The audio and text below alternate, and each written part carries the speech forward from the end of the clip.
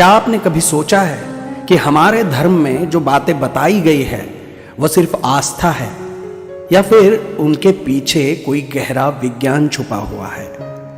क्या भक्ति सिर्फ भावनाओं का विषय है या फिर वो मन और शरीर का एक वैज्ञानिक संतुलन है? और सबसे बड़ा सवाल, अगर विज्ञान आज जिन बातों को खोज कह रहा है उन्हें हमारा सनातन धर्म हजारों साल पहले से जानता था, तो फिर हम अपने ही धर्म को अंधविश्वास क्यों समझने लगे हैं? आज का ये जो एपिसोड है वो आपको सोचने पे मजबूर कर देगा कि भक्ति और विज्ञान टकराव नहीं है, एक तालमेल है, और अगर नहीं है तो वो हमें बनाना पड़ेगा। अक्सर कहा जाता है या तो विज्ञान मानो या तो धर्म, लेकिन सनातन धर्म यह कहता है कि देखो, समझो, अनुभव करो। यही तो विज्ञान भी कहता है, विज्ञान भी करता है। सनातन धर्म कोई किताबों में बंद धर्म नहीं है, ये एक जीवन की प्रयोगशाला है, या कहिए जीवन प्रयोगशाला ही है। यहां हर नियम कहा गया, मान लो, ऐसा नहीं बल्कि अनुभव करके देख लो। योग करो, ध्यान करो, जप करो, संयम रखो और देखो कि जीवन में क्या बदलाव आता है। यह अंधविश्वास नहीं, यह अप्लाइड साइंस है। अब भक्ति क्या है? अरे भाई, भक्ति मन का विज्ञान ही तो है। आज विज्ञान मानता है कि मन भटके तो शरीर बीमार होता है। मानता है कि नहीं मानता है? और स्ट्रेस से ही बीमारियां जन्म लेती है।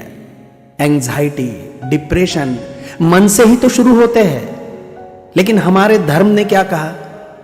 जरा सोचिए, मन एव मनुष्याणाम कारणम बंध मोक्षयो, यानी मन ही बंधन का कारण है और मन ही मुक्ति का मार्ग है।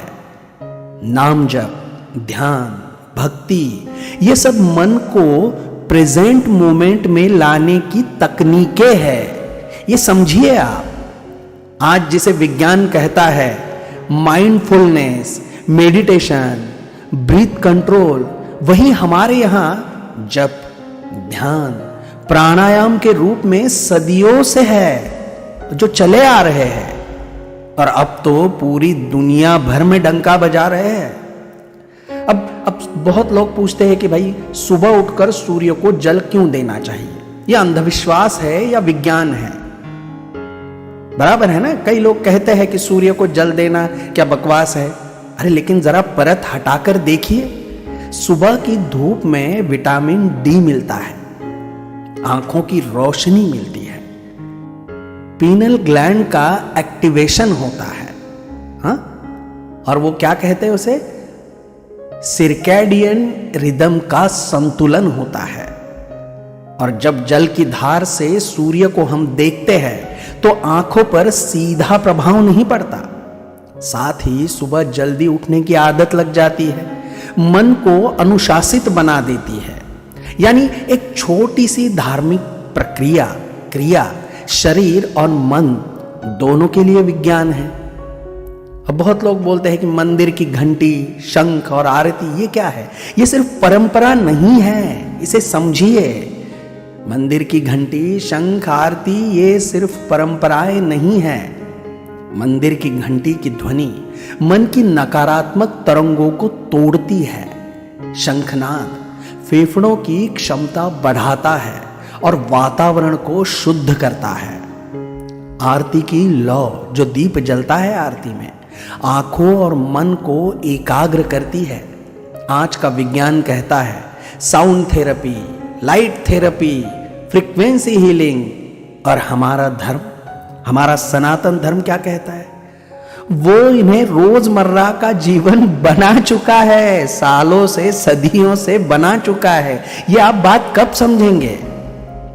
व्रत, उपवास और संयम, ये भी तो शरीर का विज्ञान ही है। उपवास को लोग भूखा रहना समझते हैं, लेकिन विज्ञान कहता है डाइजेस्टिव सिस्टम को रेस्ट देना चाहिए, है ना? कहता है कि नहीं? डॉक्टर कहते हैं कि नहीं कि भाई बहुत खा चुके, थोड़ा बीच बीच में संयम रखिए। उसे कहते हैं क्या?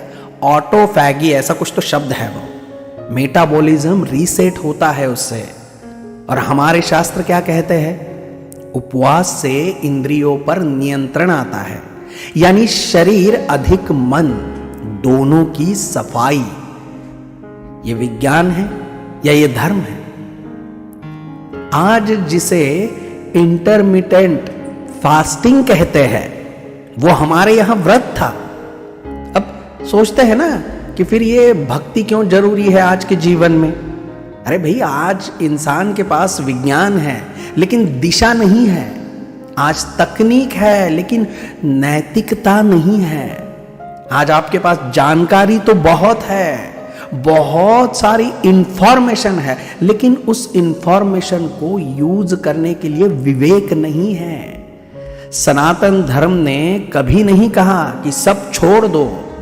उसने हमेशा कहा है कर्म करो, लेकिन सही दृष्टि से करो।